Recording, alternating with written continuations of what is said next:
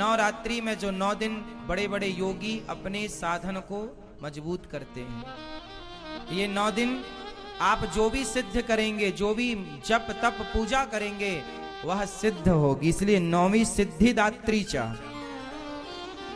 इसलिए 9वें दिन को क्या बोलते हैं? सिद्धिदात्री, मतलब हर कार्य की सिद्धि देने वाली।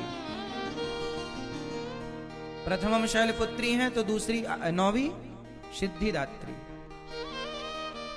सिद्धि की प्राप्ति। इसलिए कोई भी आप पाठ माला जपते हो ना, इन 9 दिनों में खूब बढ़िया से माला जपना, भगवान का खूब स्मरण करना, ज्यादा से ज्यादा भगवान नाम जप, गुरु मंत्र का जाप ज्यादा करो, भगवान का चिंतन ज्यादा करो।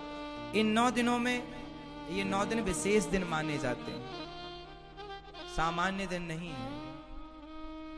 इन 9 दिनों में किया गया जप तप कई गुना फलदायी होता है, किया गया अनुष्ठान सिद्ध होता है, सिद्धि मिलती है। बड़े बड़े लोग जो समझदार ज्ञानी विज्ञानी जन हैं, इन दिनों में राम रक्षा स्तोत्र में ही लिखा हुआ है कि नवरात्रि में 9 दिन जो इस स्तोत्र का पाठ कर लेता है वो सिद्ध हो जाता है तरीके से। मतलब कोई भी शुभ कार्य किया जाए तो वो सिद्धि को प्रदान करने वाला होता है। नवरात्रि है मतलब अपनी माँ की सेवा कीजिए, अपनी कर्तव्यों को, अपनी जिम्मेदारियों को पूरा कीजिए। कहने का तात्पर्य यह है, ये जो नवरात्रि का पावन पर्व है ये माँ भगवती का पर्व है। और माँ भगवती कौन है? आपकी माँ, माँ की सेवा। तो आप माँ की सेवा आप लोग भी करें, अपनी माँ की आरती उतारें, अपनी माँ की चरण वंदना करें, माँ की सेवा करें। और माँ की सेवा के बाद समय बचे तो माता जी घर में पधराओ, माता जी की सेवा करो। माता तो माता रूप है, कोई भी रूप में माता की पूजा हो सकती है, पर हमारे गौरी गोपाल आश्रम में तो यही माँ है और यही इन्हीं की पूजा होती है, इन्हीं की सेवा होती है। हमारे लिए तो यही दुर्गा है, यही काली है, यही शैलपुत्री है, यही सिद्धिदात्री है। तो आज यहाँ गौरी गोपाल आश्रम में इन माँओं की पूजा, इन माँओं की सेवा, इन माँओं की वंदना की गई। हर प्रकार से माँ को खुश रखिएगा, माँ को प्रसन्न रखिएगा। माँओं की खुशी, माँओं की प्रसन्नता ही हम बच्चों की खुशी और प्रसन्नता होनी चाहिए। क्यों? कहीं भी आपकी माँ यदि आपसे दूर है तो फोन पर ही, मोबाइल पर ही अपनी माँ को प्रणाम कहिएगा, और जब पहुंचिएगा घर अपनी माँ के पास तब माँ की आरती उतारिएगा, तब माँ को प्रणाम कीजिएगा, तब माँ के चरण धोइएगा, पर धोइएगा जरूर।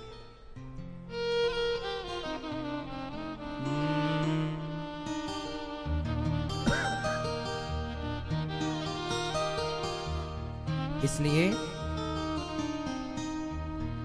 माँ की वंदना, हम लोग भूल गए हैं अपने संस्कारों को, कुछ याद नहीं है अब हम लोगों को। इसलिए कौन कौन मेरी बात से सहमत हैं कि आज से हम अपनी माँ को आरती उतारेंगे, उनको माला पहनाएंगे, उनकी सेवा करेंगे, उनको खुश रखेंगे? करेंगे ना? माँ बाप की पूजा ही कर लो साहब। दुर्गा मैया तो बहुत खुश है। दुर्गा माँ उनसे ज्यादा प्रसन्न होती हैं जो अपनी माँ को, अपने पिता को खुश रखते हैं। कोई अपने माँ बाप को छोड़ करके, अपमानित करके और तीर्थ यात्रा करे और वैष्णव देवी की यात्रा करे और पैदल चढ़ाई चढ़े। आज विडंबना देखिए ना, एक बेटा वैष्णव देवी की यात्रा करने गया। मैंने सुना है वैष्णव देवी की यात्रा बड़ी लंबी है और पैदल चढ़ाई चढ़नी पड़ती है। कई किलोमीटर ऊपर वो पैदल चढ़ करके गया, वहां पहुंच गया माता जी के दरबार में, चरणों में।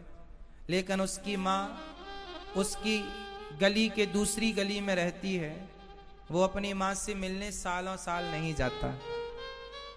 जो माँ उसे जन्म देने वाली है, जो उसकी गली में रहती है पास में, उससे मिलने सालों साल तक नहीं जाता, और वैष्णव देवी की यात्रा में लंबी चढ़ाई चढ़ के जाता है।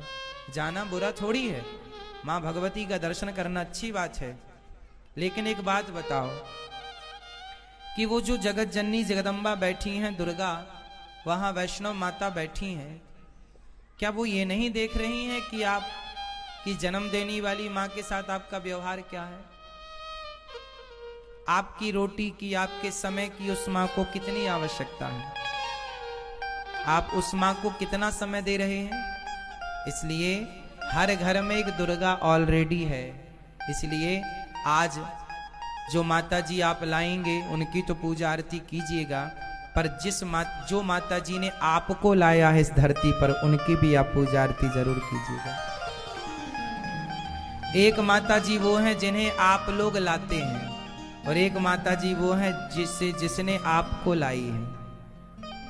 तो आप जिसे लाते हैं उनकी तो आप पूजा आरती करते हैं, पर आपको जिस माँ ने लाया है संसार में, आप उससे भूल जाते हैं। क्यों जी, ऐसा हो रहा है?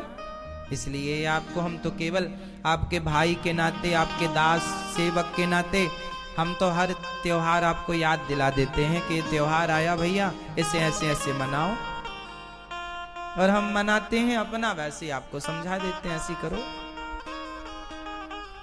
है ना।